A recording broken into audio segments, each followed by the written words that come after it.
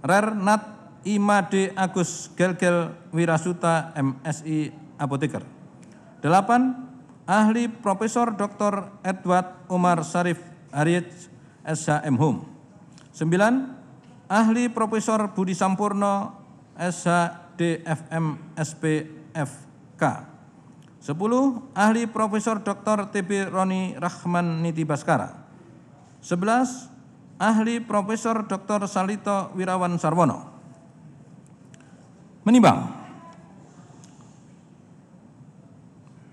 penasihat hukum terdakwa juga telah mengajukan saksi yang didengar keterangannya di persidangan di bawah sumpah menurut agama dan kepercayaannya sebagai berikut. 1. Saksi Insinyur Hartanto Sukmono. 2. Saksi Saiful Hayat AK. 3. Saksi Renata Sihombing. Menimbang bahwa penasihat hukum terdakwa di samping mengajukan saksi juga mengajukan ahli yang didengar di persidangan yang memberikan keterangan di bawah sumpah sesuai dengan agama dan kepercayaannya sebagai berikut. 1. Ahli Profesor Beng Beng Ong. 2. Ahli Dr. Jaya Surya Atmaja SPF PhD SHD FM. 3. Ahli Dr. Budiawan. 4. Ahli Dr. Gadot Susilo Lauren Lau. 5. Ahli Dr. Lismon Hasiholan Sianipar ST Magister Engineering. 6. Ahli Dr. Irmansyah. 7.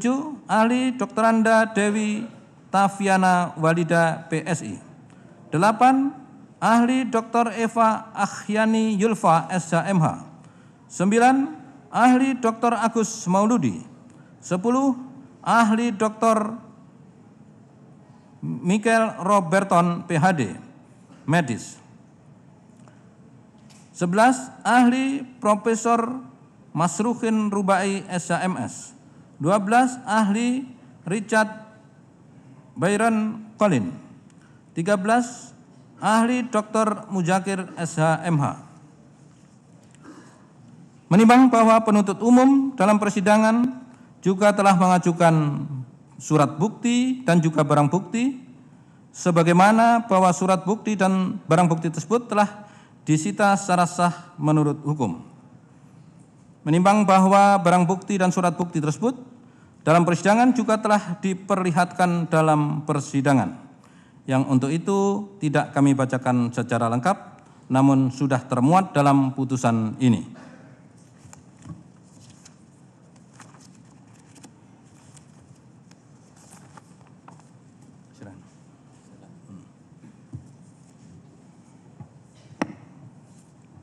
Saya lanjutkan.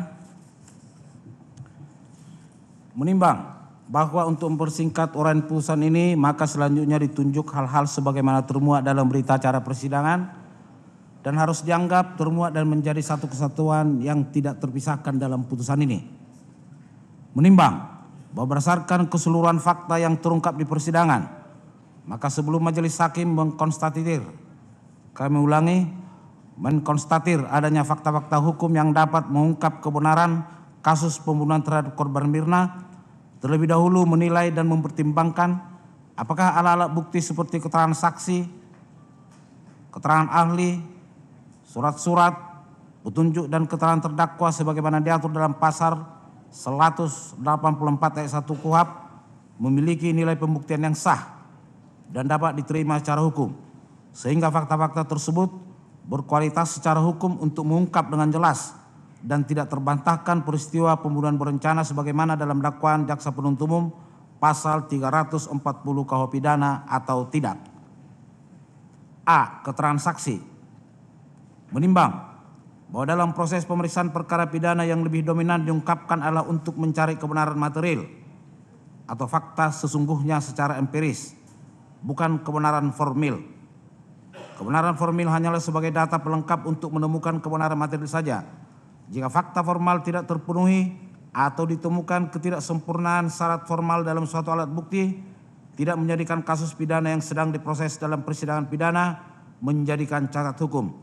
Sebab selain tidak ada saksi yang dapat melumpuhkan pemeriksaan tersebut, kami ulangi, sebab selain tidak ada sanksi yang dapat melumpuhkan pemeriksaan tersebut, juga alat bukti sebagaimana diatur dalam pasal 184 ayat 1 KUHP bukan hanya yang dinilai salah satu alat bukti saja, tetapi masih ada alat bukti lain seperti keterangan saksi, keterangan ahli, petunjuk, dan keterangan terdakwa. Terlebih jika beberapa alat bukti tersebut saling melengkapi dan bersesuaian, bahkan sesuai pasal 183 KUHP. Jika minimum 2 alat bukti saling bersesuaian antara satu dan yang lain, dan hakim yakin sesuai menurut hati nuraninya bahwa terdakwalah yang melakukan peristiwa pidana atau bukan, maka majelis hakim akan menjatuhkan putusan tentang bersalah tidaknya terdakwa.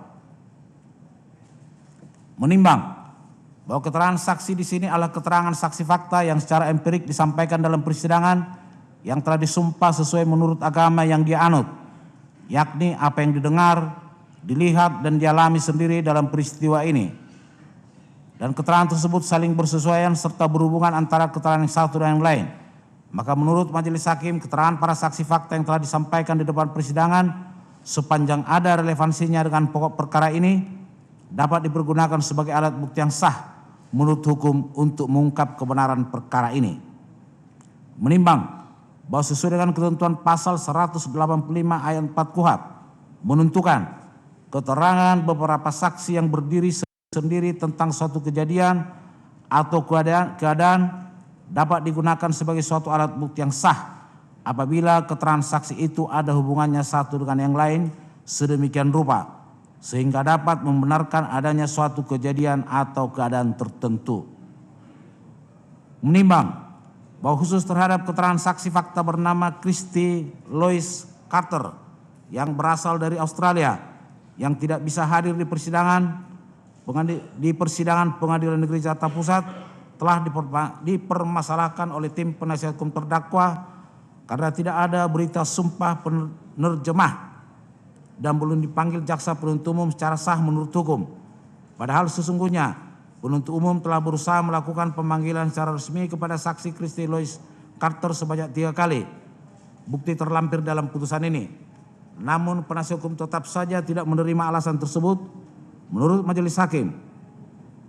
Terlepas adanya ketidaksempurnaan syarat formal, namun fakta menunjukkan karena terdakwa Jessica benar bekerja di NSW Ambulans Australia sejak tahun 2014 sampai dengan akhir tahun 2015 dan saksi Christy adalah atasan langsung dari terdakwa Jessica. Bahkan saksi Christy sering membantu tugas-tugas atau kepentingan terdakwa Jessica. Ternyata keterangan saksi Christy saling terkait dengan kepribadian terdakwa dan bersesuaian dengan keterangan terdakwa. Dan keterangan saksi John Jesus Torres, kami ulangi, bersesuaian dengan keterangan saksi terdakwa dan keterangan saksi Jesus Torres.